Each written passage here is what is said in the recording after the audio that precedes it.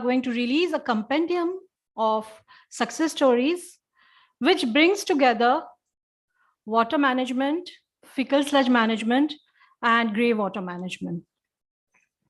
The compendium has more than 60 success stories. My colleagues traveled across India to almost 30 districts and over 70 villages to see the change on the ground. And we are very happy to bring the change makers also together, learn from them how they have made their water source sustainable, how they have managed the grey water at household or community level, or they have managed the fecal sludge on site or off site. So we are very happy to tell that big change can happen and big change is possible. We believe in that. Thank you again for coming and celebrating together with us this big change. We welcome you all, and I hand over it to our Director General, Dr. Sunita Narayan, to actually proceed. Thank you. Thank you, Shushmita. Please come and sit here, Shushmita. Oh, sit. Deepinder, please join us as well. So firstly, Viniji, thank you so much for taking the trouble to be with us. You and CSE and you and us, we have been together for a very, very long time. And as you will see today, I really call this the development journey that we are on. And in this development journey, I think the most important part of the work we do is to learn from the ground, is to celebrate that knowledge, is also to recognize the change makers, and also, most importantly, to keep learning. Can I also have the lights down a bit? Once you put this lights thodi off. Is also to celebrate, but it's also to keep learning. And the aim of the work we do at CSE is to constantly keep learning, because if we don't keep evolving, we either die or the program dies. And in the development journey of this country, we have seen many incredible programs actually die. And they have lost their ability to be able to have that rationale on why. So that is why, Viniji, thank you so much for coming here today, for being with us today. We really, really, really appreciate this. And thank you everyone for being with us. What I will do now is to give you a quick overview of the journey that we've been on, what have we learned, and then we will look forward to hearing from you, Viniji. I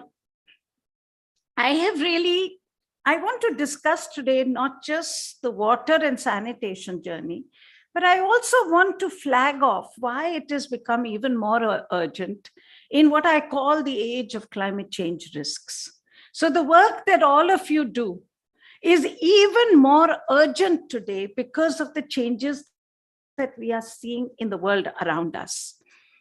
First, we are celebrating 75 years of India's independence, an important, absolutely important occasion for all of us as Indians. But India's tryst, not just with its destiny, but also with its water and sanitation program, needs to be understood. The fact is, we know that access to clean drinking water and sanitation is critical for human health. I am not going to get into any detail on this because the entire group of people sitting here are people who understand this even more than I do. But I want to say that it isn't as if this program on water and sanitation is new in India. Over the years, each successive government has invested in building infrastructure for rural water supply and toilets. But past experience has shown us that villages have slipped from being water reached to water unreached. I remember some years ago, Viniji, I was asked by a parliamentary standing committee to come and make a plan. This is some years ago. I'm talking about at least 12, 13 years ago. And I looked at the data in terms of the number of villages we were reaching each year. And it was interesting to see that the exact number of villages almost that we were reaching each year with water were the same number of villages which slipped back. And so what you had was what I called then a zero-sum game, where you constantly reached out to more villages with water supply, and the villages which had water supply were now in the unreached category. Past experience also was that toilets were built, but they were not used, or they went into disuse because of lack of water or lack of maintenance.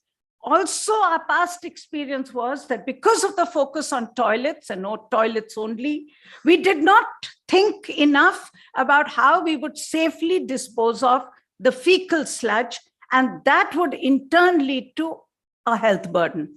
Building the toilet was critical for reducing the health burden of people. It was important for women's dignity, important for improving health indicators. But if we polluted groundwater, polluted the land, contaminated our food, it would also add to the health burden. So this was the other learning that came out.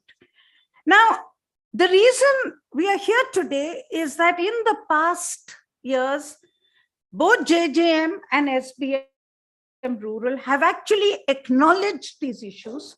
They have learned from past experiences, and they have worked very deliberately to fix them.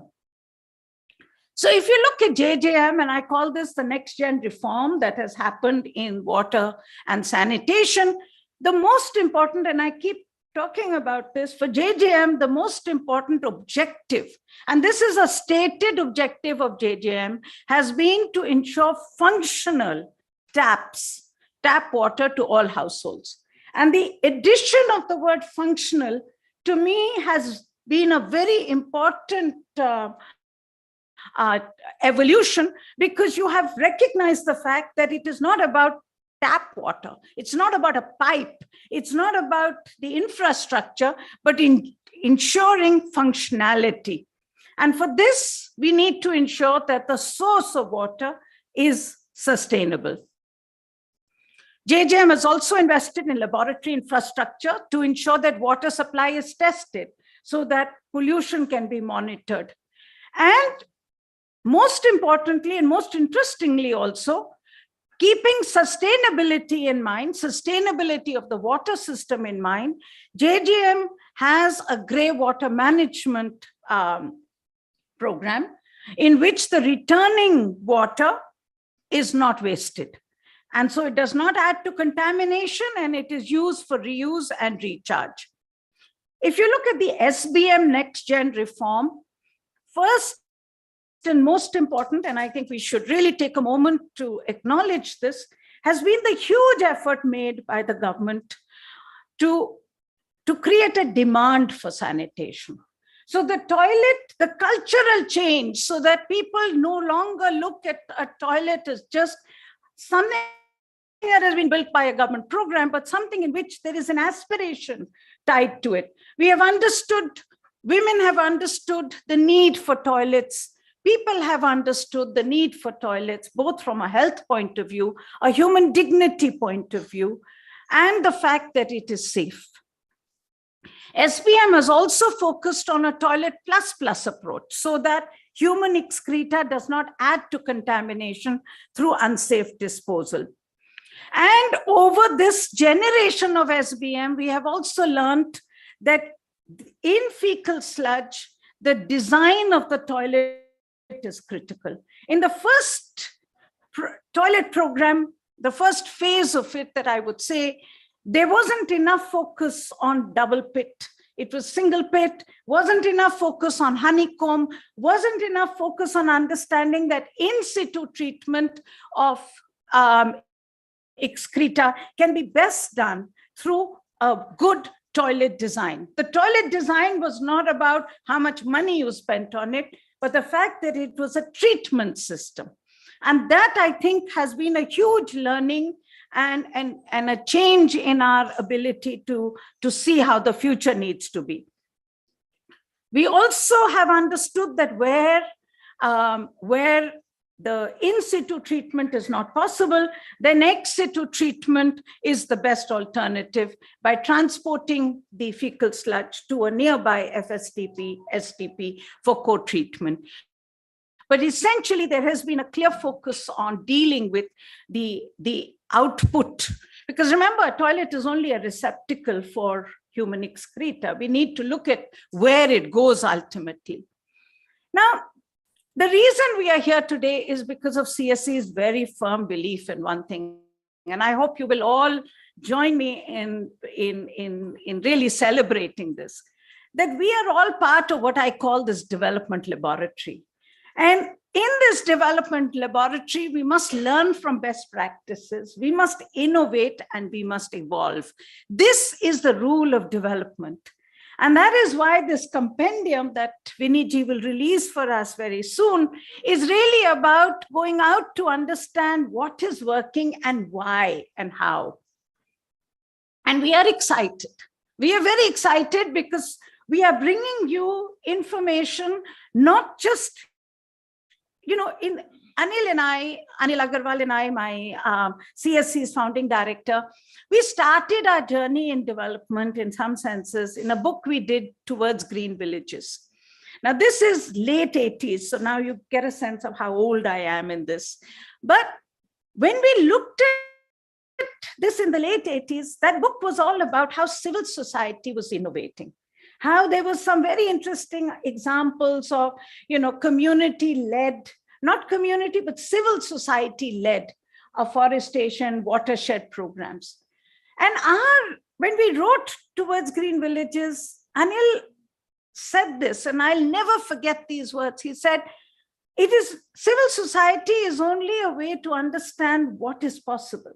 But ultimately, we need to create systems in which the agencies of government can do this work at scale, because that's when development really becomes a practice. And when we bring you this compendium, I think the most exciting part of it is that evolution, that today it is government agencies, it is communities who are actually practicing this change. And that's why when Shushmita and we discussed the title of the book, we called it Big Change is Possible. It's not change is possible, but big change is possible. And we are excited that this will inspire others, and we will ensure that the water sanitation programs are sustainable. And the reason why this becomes even more critical is because I said this at the beginning, this age of climate change. Now let's understand this for a few minutes. The fact is, we are in a climate change risked world. It is real. It is leading to extreme and variable weather events. And if our mismanagement of water does not improve, then we will have more water scarcity, more pollution, more flood, and a crisis of health and loss of livelihood. And when I say this, just look at this data. So we put together data on extreme weather events in India. Extreme has become the new normal.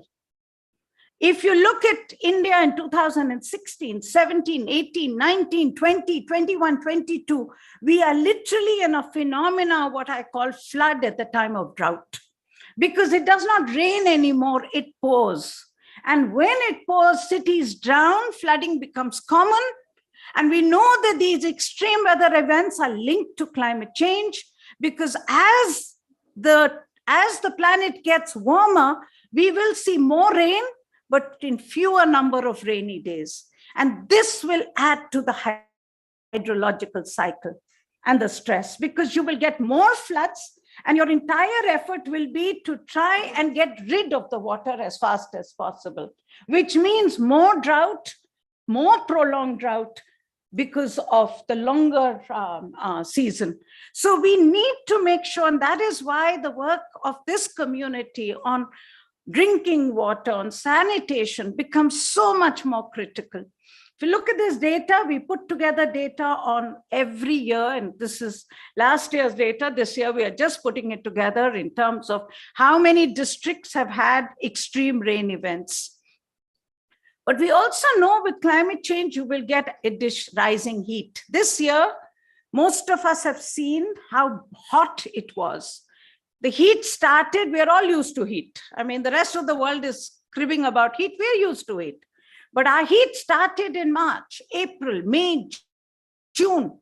We've had huge heat stress, which in turn adds to the drying of moisture in soils, increased evaporation rates, and a demand for water, which will put further stress on our water system.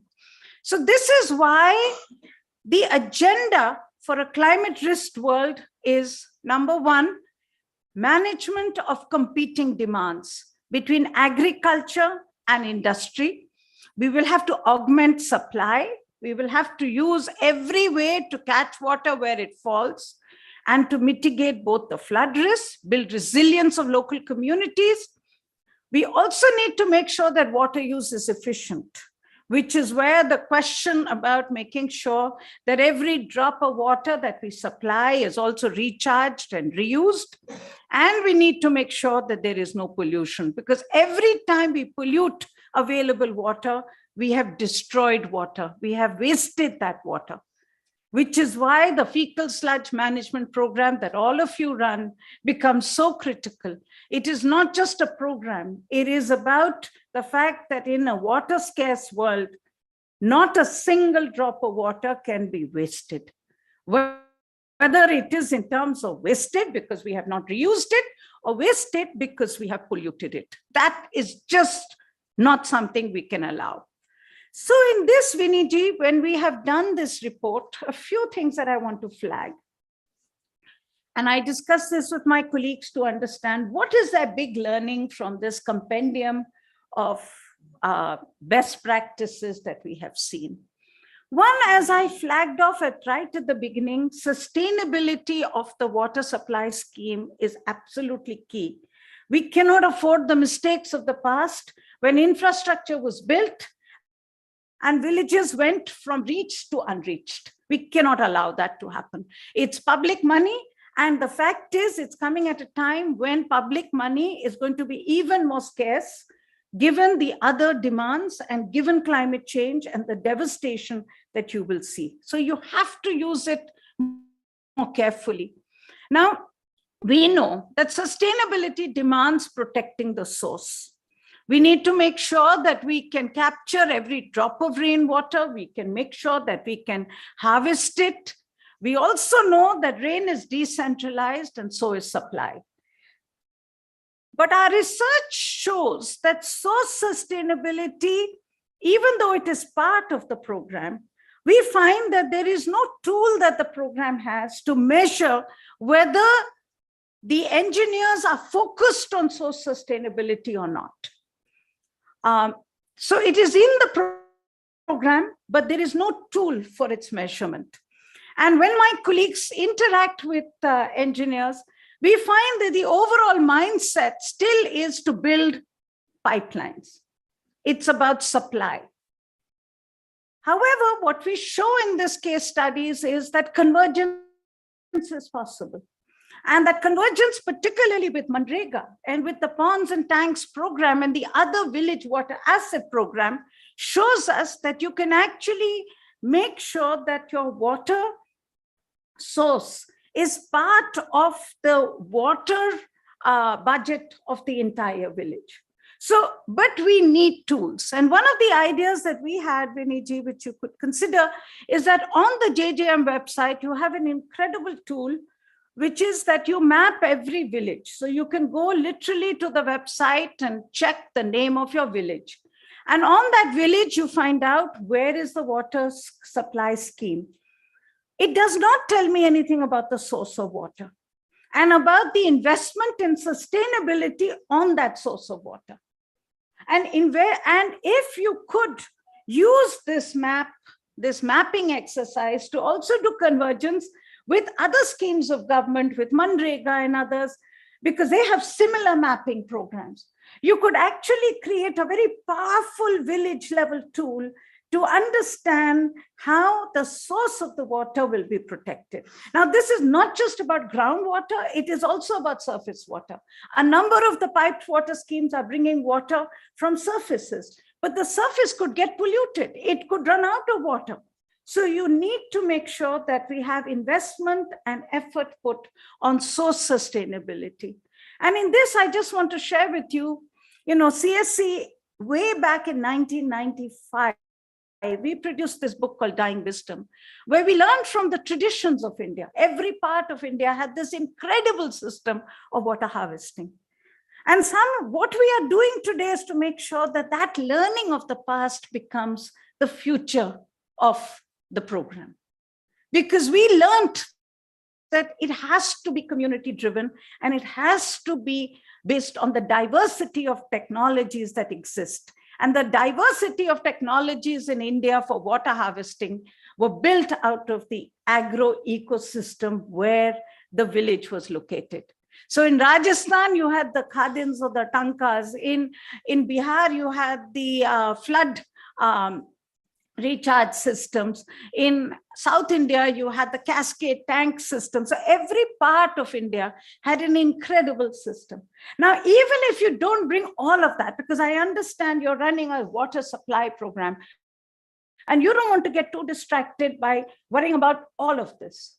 But if some link can be made to source sustainability and using the mapping tool, which is a very powerful tool that your government has, if you could do that and learn from the experiences of different states and people who are here, who have done incredible work on source sustainability. The second issue of greywater management. See, greywater for us, for all of us, is about increasing the sustainability of the water system. I mean, any village that we have been to which has got a water supply, the water supply invariably becomes another source of contamination. Now, we also know that in urban areas, 80% of the water which reaches home leaves it as wastewater. However, in rural water supply programs, it is even much higher because the poor flush toilet systems that we have actually use much less water than the flush toilet systems that we have in urban India.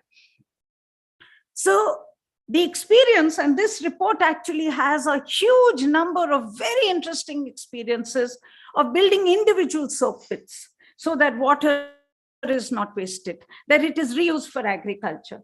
But our key learning is that people need to see value in this effort. And we need to upscale its implementation. States are still not sure what this means in practice. And that is going to be one of the biggest challenges and that's why we put this report together, so that we are more clearer about what it actually means doing it on the ground. And there are some very interesting examples that we need to learn from. So as far as fecal sludge management is concerned, we believe that there is, and as I said earlier, SBM has definitely moved ahead. But we still think SBM has not kind of taken the idea of fecal sludge to its complete end. And the reason is that if you look at it, urban, now I'm moving from rural to urban. If you look at Amrut and if you look at SBM urban, okay, Swachh Bharat Mission urban, they have in fact learned the value of in situ sanitation systems. Today, both Amrut as well as SPM talk about septic tanks being part of the city's future. They are not saying that this is part of the past. They are no longer saying that we have to build pipelines, underground pipelines to intercept sewage, to take it to a sewage treatment plant. They have actually incorporated the idea that a more nimble solution for India would be to take the solution that exists, the in situ treatment, and to modernize it. And the idea has been born out of an understanding that just like India went, I mean, I'm old enough, and some of you may be old enough, that when CSE wanted its first landline telephone, Vinny, I had to go to the OSD, and I will not name him. OSD and the Planning Commission to get a signature to get a telephone line for CSE. Today, we are all connected with the mobile phone. We have forgotten what it's like to be dependent on landline telephones, where the landline would get broken, wo kahin se taar kat gaya hai, pata nahi hai, kahin judega, etc., etc. Well, we've changed, we've leapfrogged. Now, this is where SBM, Urban, and Amrut have actually understood that the systems of the past, which were earlier, which are more nimble, because today building an underground sewerage line costs 1 crore at the minimum per kilometer, and you have to do it through already built cities. You can actually change that completely by saying, I'll take your toilet, it's already provided, I will connect it to a truck which will collect the fecal sludge and take it to an FSTP. So you've kind of changed the way we are looking at our reality of sanitation. And it builds for a much more affordable, much more inclusive system. Also, SBM, Urban, and Amrut have understood that the value of this system is really about fixing the nitrogen cycle of the world. Now, I'm talking about cities. Rural India has always understood this, but urban Indian governance is understanding that instead of taking that little bit of excreta, which has nitrogen and phosphorus, which we have got from eating food, which that crop has actually taken from the soil, instead of flushing it down, using a lot of water to flush, cleaning it, and then putting it into the river, it is much better for us to take that human excreta, depathogenize it, make sure it is safe, and then reuse it on the land. Now, if urban India, which is so disconnected from reality, can understand this, and they are not doing this in small areas, Viniji. The entire SBM and Amrut program now is geared so that all, and particularly both small cities, but also cities like Delhi, Bangalore, where sewage systems are still 50%, 60%, actually move towards this reality. Now, this is really where the opportunity is. So these are what we do, Viniji. This is the kind of reports, we call them shit flow diagrams. We have now done them for Deepinder for about 200 different cities of across, where we look at the question. So this is for UP, and you will see here the offsite sanitation and the onsite sanitation. And you will see essentially the red man tells you how much of it is unsafely treated. Now, the reason I'm showing you this is I just want to point out to the experts of rural sanitation, that if urban India is understanding this, then it's time that rural India actually celebrates its intrinsic knowledge, its ability to understand that excreta is not waste. Now, so this is really where SBM focus is, to make sure that that fecal sludge is safe and does not contaminate.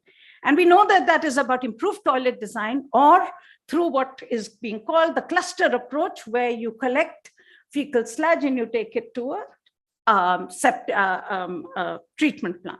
But there are questions here. And my biggest question really, I mean, there are logistical issues here of who will pay for the transport, because we are finding that the FSTPs could be built, but there isn't enough sludge coming to the FSTPs. So we need to sort that out. But the biggest issue for me is the understanding that we have to reuse the sludge. I mean, today the farmers take the sludge directly from the toilet and put it on the field. They will intercept a septic tanker and say, put it on my field. Now, we know that that will contaminate the field, but we should not make sure that we change the system to an extent that we take all the sludge to a FSTP or an STP, and then we don't know what to do with the sludge. The circular economy that the Honorable Prime Minister talks about is really about making sure that that fecal sludge goes back on the land. So we have to find the system in which, and we need to make sure that we do not create the European style phobia on use of fecal sludge on land. This is part of the way we have to move ahead. So this is really, as I see some of the challenges moving ahead, but the most important challenge, Viniji, and I know with your past experience, you're a key advocate of this, is the village community. At the end of the day, all that I've said is never going to work unless you strengthen the village community. Now, both SBM and JJM have the Village Water and Sanitation Committee.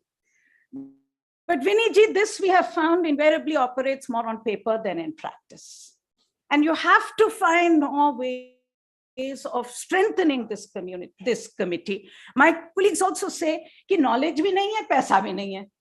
वो contractors जो कहते हैं, वो sign off कर देते हैं. So I think somehow we have to find a way that we can rebuild, we can re-strengthen this very important arm of governance, because at the end of the day, we know sustainability of the resource will only happen when the village community has control, has ownership, and has a keen interest both in the health indicators of the village, as well as in making sure that that water supply scheme continues to work. And that is when India's tryst with its mission for clean water will happen.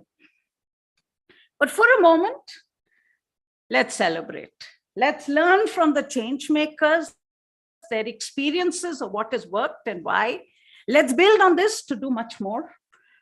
And as far as CSE is concerned, Viniji, our commitment is that we will continue to use these best practices to build capacity, to nurture both the change makers and the knowledge they bring to us. We will also continue to work with all of you to document more so that we can keep learning, we can keep innovating, and we can keep practicing. I mean, at the end of the day, the mantra of development is to keep learning. I have, in my 40 years journey, I can tell you there is not a single day when I have not learned something new. And I think that really is what we are here to celebrate. So thank you very much, everyone, for joining us today. And thank you, Viniji, again, for being with us at this very important time. Thank you. So can we do the book release now, Ravi? And I would like all of you to come. I do not want this to be just Viniji and me. So I want all of you to be here. Vinny, all of them have visited every one of the villages that you see here. So they distributed the country amongst themselves, and they have traveled to every one of the villages. So we bringing you knowledge actually from the ground up. Please come. Swati, please come. Ravi.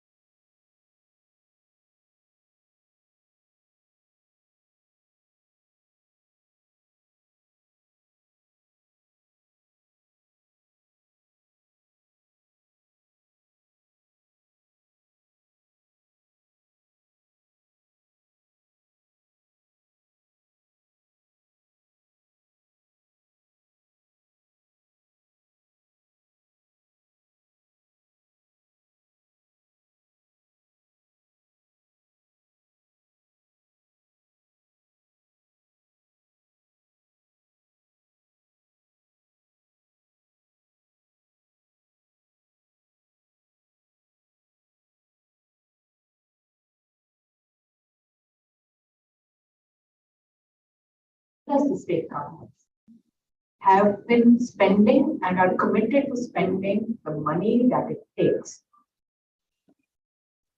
But most importantly, we have the partners all now together, like in this room today. In the wash sector, we have institutions, development partners that understand the issues, that are committed and passionate to making change. We have civil society organizations working on ground in all kinds of difficult areas to bring about that change. We have government at all levels, the central government, the state governments, as well as, and most importantly, the local bodies. And we have a broad understanding. We have the technical knowledge. We have some idea of what is working, and efforts like CSEs that we have just seen in this compendium are contributing so much to that understanding. We know what will probably work. And we have to have that technical knowledge and understanding, because India is too vast, too diverse, both in its geology, geographical features, culture, history, for one size fits all. We all understand that. We have to have a menu of options. What works in areas with low water tables will not be appropriate for flood-prone areas with high water tables. So we need to make sure that when we discuss options, we are aware that the ground reality has to be understood, taken into account. The appropriate solutions have to be suggested and taken forward. And most importantly, the people for whom all of this is intended must take ownership of this.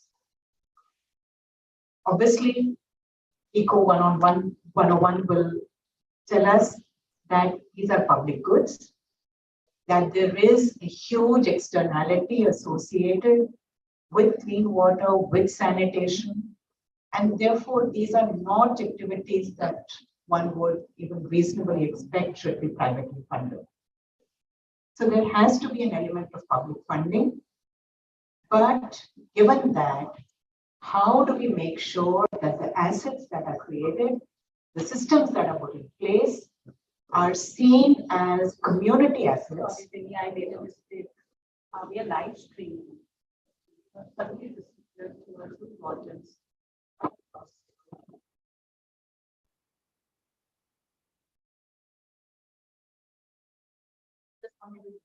Yes, please. I'm so sorry. I didn't hear that. So how do we make sure that the village community and the people for whom all of these services are intended take ownership, take charge of their lives, of these assets, of the services, and make sure that they continue to be provisioned day after day, year after year, in the fashion in which these are required. Just to give a sense of the public funding around these efforts. As you all know, we started with Swachh Bharat Mission Grameen, moving forward towards an open defecation-free India. And when all the villages of the country assured themselves and all of us that they have achieved that goal, in 2019, we moved ahead on making functional household tap connections available to every rural household in the country. Starting from a base of about 3.23 crore households covered with the connection.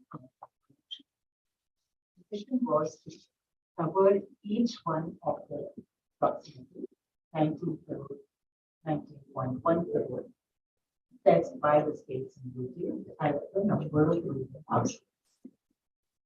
Assessment at the time was that the financial requirement for getting the infrastructure in place was of the order of 3.6 lakh crore rupees.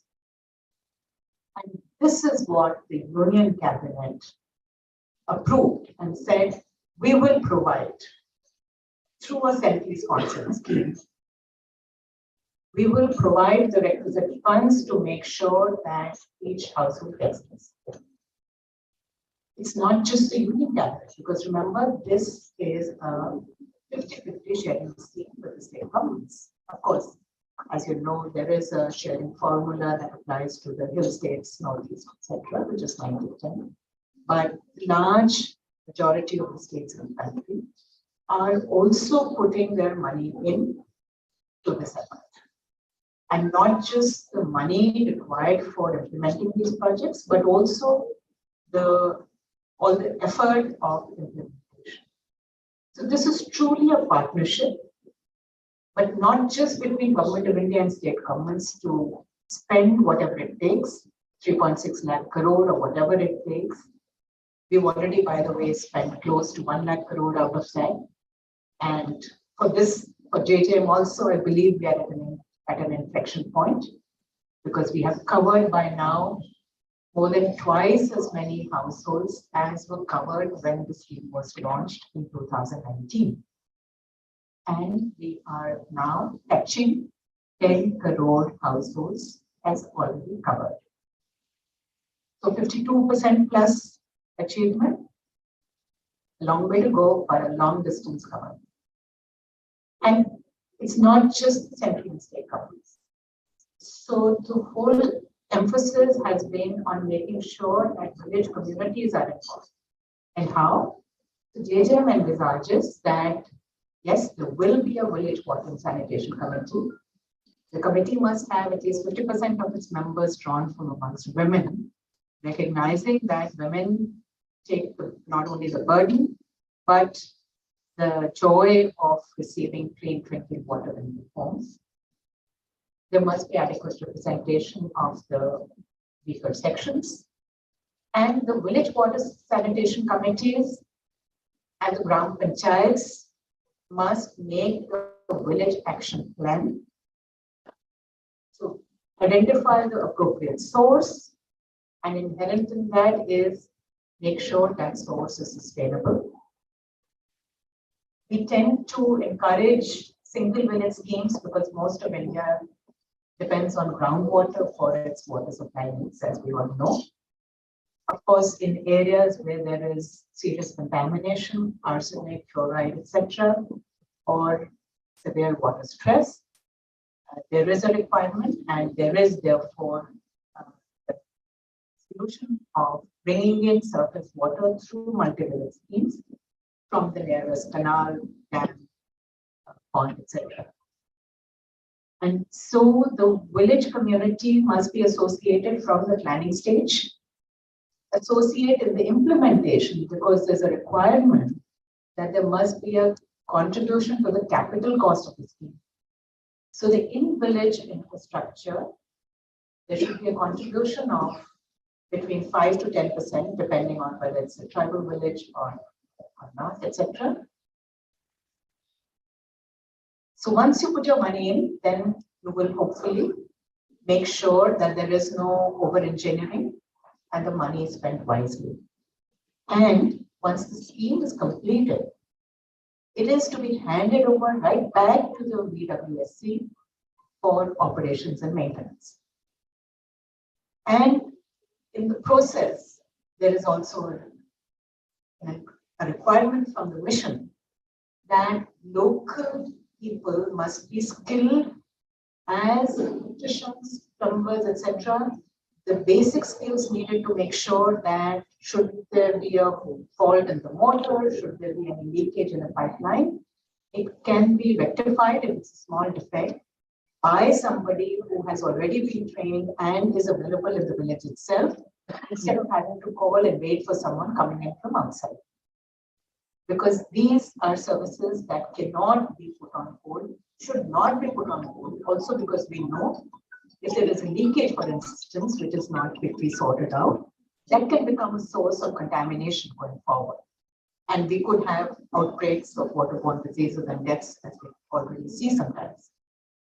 So skilling of local youth or senior citizens as the village community chooses, and an emphasis on making sure that the quality aspect of water is not lost sight of.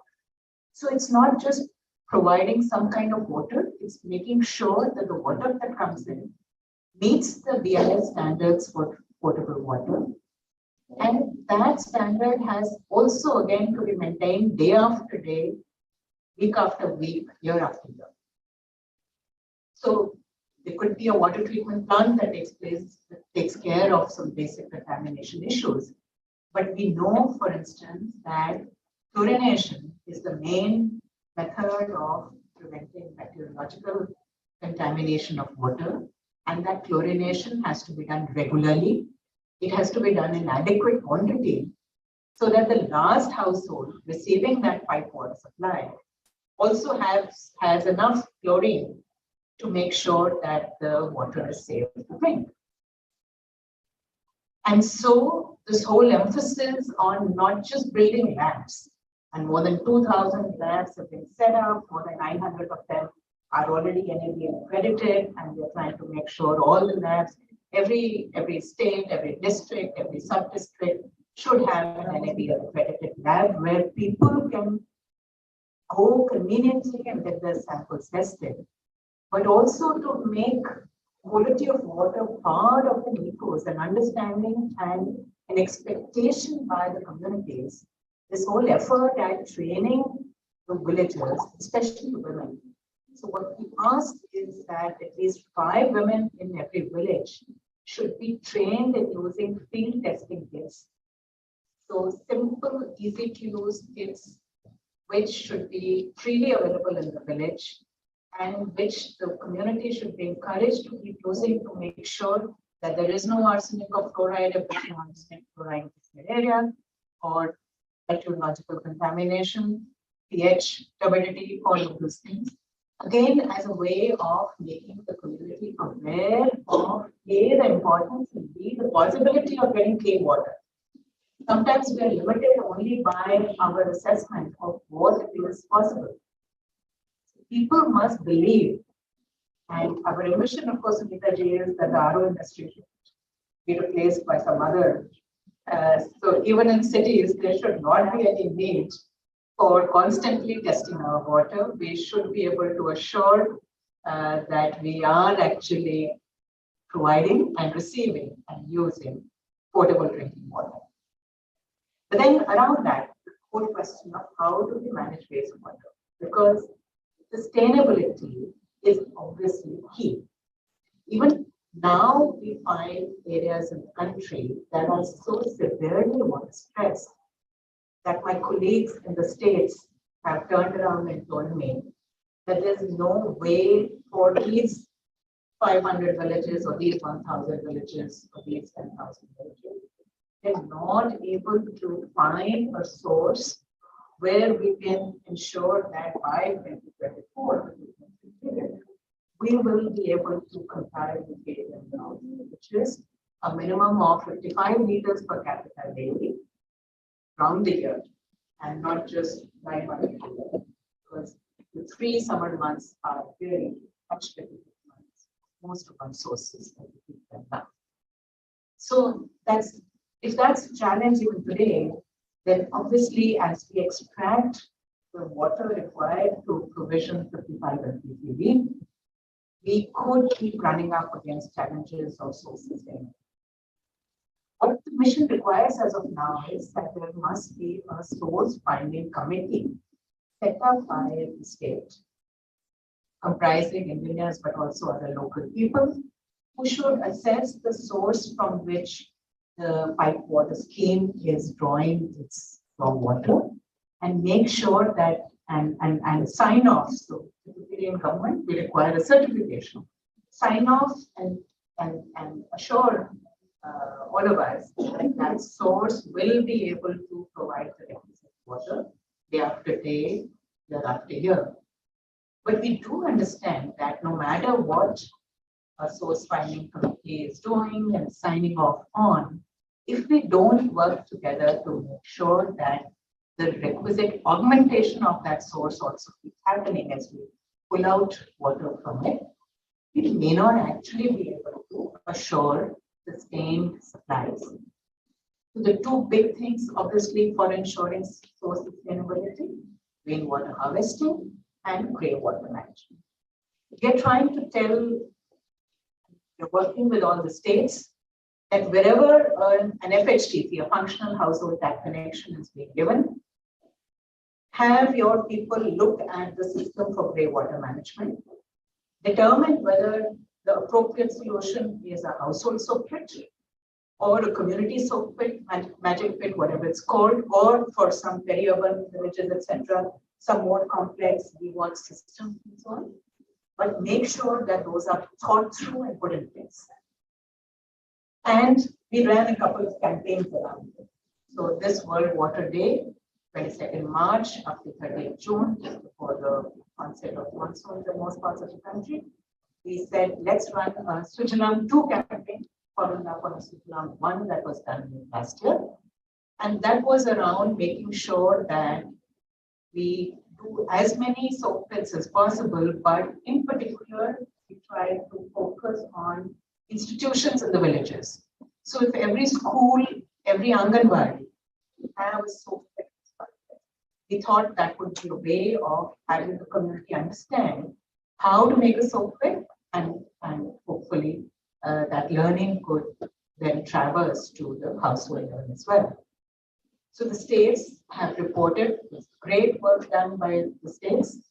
Over 10 lakh soak pits were actually reported in a period of 100 days. There are other efforts, obviously, that are part of the sanitation efforts. So Swachh Bharat Mission Gramin 2. One was ODF, toilets effort, using toilets, behavior change.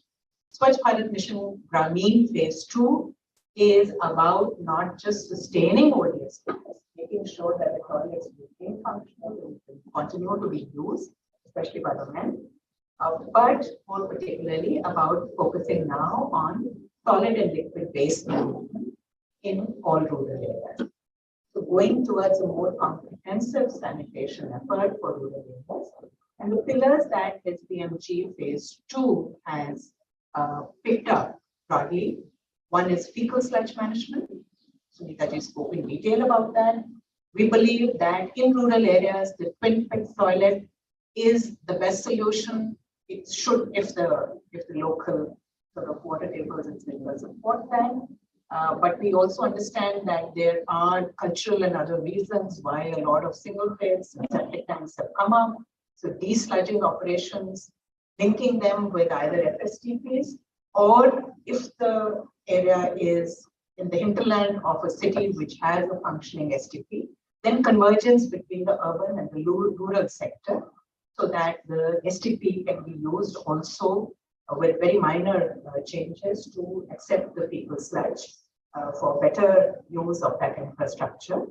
So the whole story around fecal sludge management, and of course, you've already heard and you know that it's critical to make sure that fecal sludge is managed well, not just to prevent contamination of the soil and the water, but also to make sure that we're able to reuse the nutrients and have the waste to wealth circular economy that we know is possible to actually have that happen. The other pillar is the greywater management. Then there is the solid waste management, which again has two main pillars: organic waste management and plastic waste management. So we know that in villages, people have always recognized historically the value of cow dung, for example, and other organic matter. But can we just keep making sure that as the populations grow, as some villages become more dense and very urban and so on, that they're able to and continue to manage their organic waste in the best possible manner? We know that composting and reusing on the land is a great option, But wherever there is sufficient supply, we know that having some kind of CBG use is also most desirable, because that also prevents the emission of greenhouse gases. So can we keep making sure that wherever feasible, we encourage biogas plants? Now there is a huge opportunity around CBG with oil companies coming in to pick up that gas, using it commercially, and that whole opportunity is one segment that we also wanting to push. And finally, given that plastics are making their way into rural areas as well, before we get swamped with landfill kind of issues that we see in the cities, can we quickly make sure that we are able to segregate the plastic and other waste, make sure that they fall in the chain for recycling? So segregation at source is something we are encouraging right now in every village. We are encouraging the purchase of vehicles, e-rickshaws, trolley, cycle rickshaw, whatever, so that the waste can be collected at household level. We are encouraging the construction of basic sheds, kind of MRFs, so that the waste can be segregated there. We are encouraging reuse of plastics, whether it is through a more organized tie-up with the Kabadiwala system, or, for instance, many states are using plastic waste to some extent in the rural roads program. And because SPMG is done to a large extent by the Rural Development Panchayati Raj departments in states, that becomes a good nexus. And increasingly, states are using some level of plastic waste in the rural road construction. Of course, there are opportunities in cement plants, and I was a steel unit just now, which was telling me that they were doing some R&D on using plastic steel oils as well. So the opportunities around making sure that we step in for waste segregation at source and move towards all this, and the funding. So one big source of funding, of course, is Mandela, and we know that that's a demand-driven program with huge amount of funding. The other big source is the TIDE grant provided by the 15th Finance Commission for this award period for water and sanitation. So for a 5-year period, 1,42,000 crores have been earmarked by the 15th Finance Commission to be spent by the rural local bodies, but only on water and sanitation. So every year, after year, we are telling the state that they will get about 28,000 crore every year, which the panchayats can spend.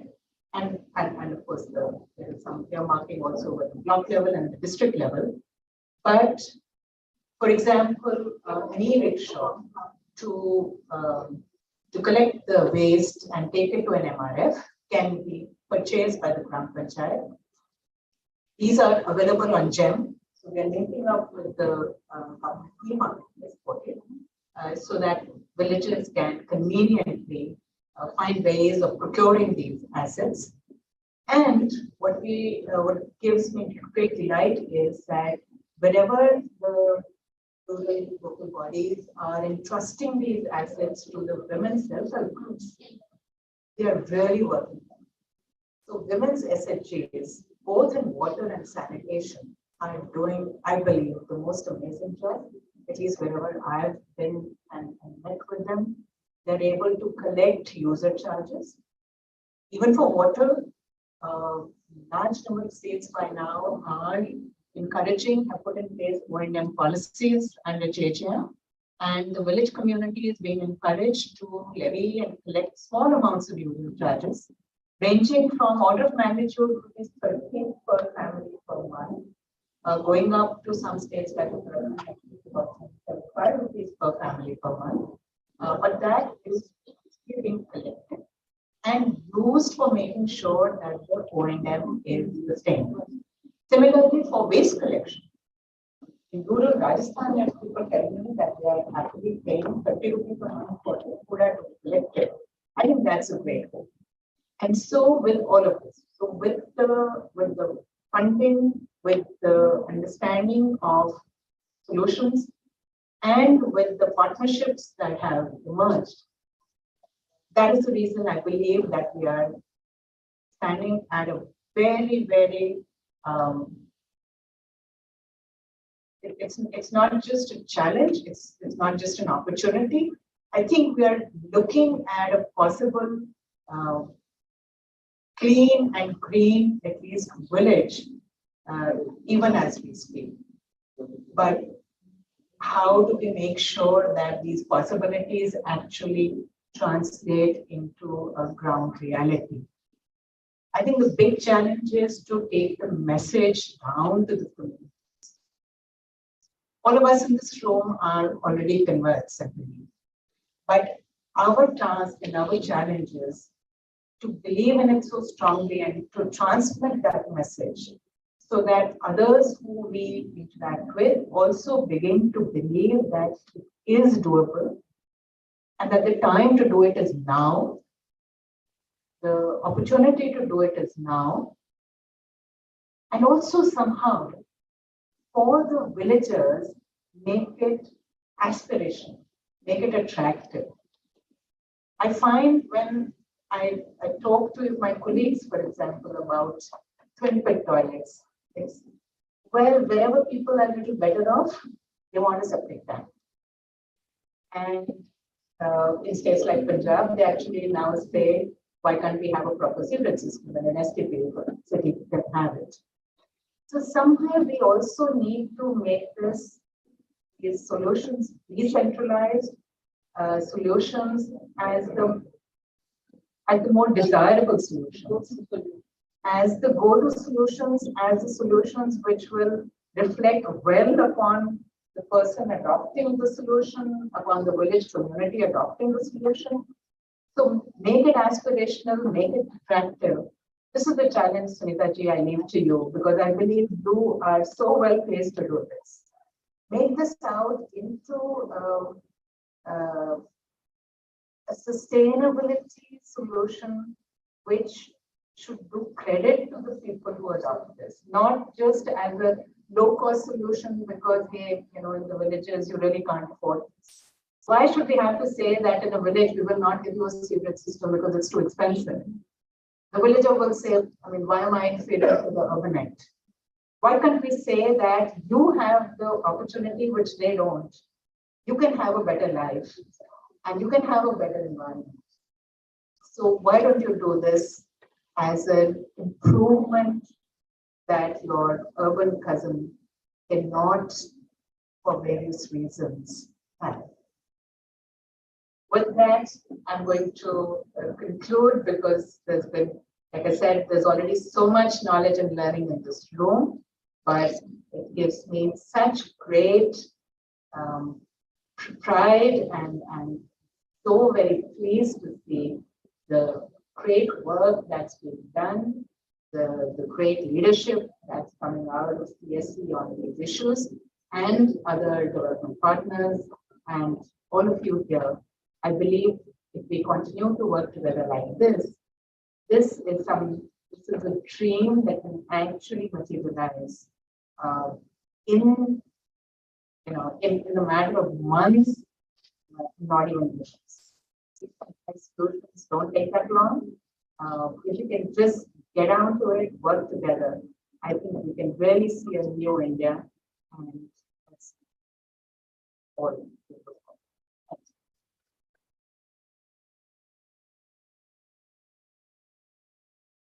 Thank you, Vinay, and I will try and begin the Kalani and wrap up this so that we can move to the next session. Thank you so much. And I think you really hit on something very important. The point about how do we build that understanding that this is aspirational. And I was just thinking that's what part of my development journey also. Many years ago, I had gone to Sundarban, and I remember I've been many times on the first. And I remember being so excited about the fact that they were dependent on solar energy at that time. And the villagers there were so completely, I mean, nahi chahiye solar, hame grid chahiye. Aapke paas grid hai to hame bhi. कभी नहीं चाहिए। Solar ऐसा चीज है जो जब हम गरीब होते हैं तब चाहिए। One of the things that Anil was brought up in the appropriate technology movement, he really had told us and emphasized on us how these technologies must never become seen as appropriate because you're poor. They must not be seen, they must be seen as aspirational, and they are modern. And look at solar energy today. Look at it today in terms of how it is seen as the modern solution that is needed not just for rural India, but also for urban India. And I think that's why I took a few moments to explain to you the journey. I mean, it's been now 5 years, and Linda can vouch for this, that CSE has been working to get an understanding of this, what we call ship flow diagram. And the whole understanding before this was that cities will treat their waste because they have all got underground sewage, and engineers love the idea कि आज नहीं है तो कल बन जाएगा, आप तो क्यों करते हैं, पंप भी तो लगाना है, पाइप भी तो लगानी है, बन जाएगा. And yet we find that all cities today are 80% of Indian cities do not have underground sewage. Please get that fact. Let's understand that. Now, and given the fact that we are growing our cities by the minute, there is no way you can catch up. So how do you take a solution which was treated as neglected, forgotten, old, part of old India, and make it part of new India? And to me, that's where we need to excite rural India, because the practices that urban India is today learning are actually coming from rural India. They do segregation. They do segregation at source, which today we are struggling to get urban Indians to understand. अरे यार अपना कचरा को segregate करो, compost करो. हर गांव में composting होती है, हर गांव के अंदर manure and compost साथ रहता है. आज हम लोग फिर से सिखा रहे हैं उन्हें कि compost की जो value है वो है आप अपने manure में मिलाइए. Urban India is today saying, let's take the fecal sludge and turn it into pellets for energy. Let's take it and mix it with compost and make manure out of it. It's done in rural India.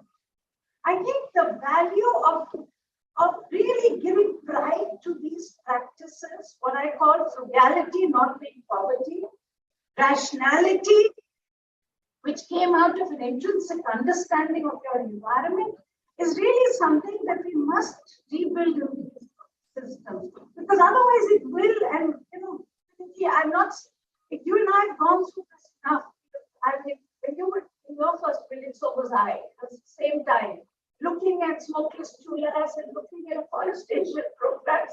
And, and I think the most important part that has been to understand that, listen to people, listen to their understanding of this, and find a way to build that into the programs that we aspire to. So I think thank you very much for your very wise words and your very kind words about all our work together. And we promise we will keep at it. We're not giving up. We will keep at it, and we will keep asking you for your time. So thank you so much, everyone. And answer, if I know the next session is really going to be the discussion. So join us for tea and coffee, and then we will come back and start the next session, which is on source of failure. And we have three very important to talk about it, and then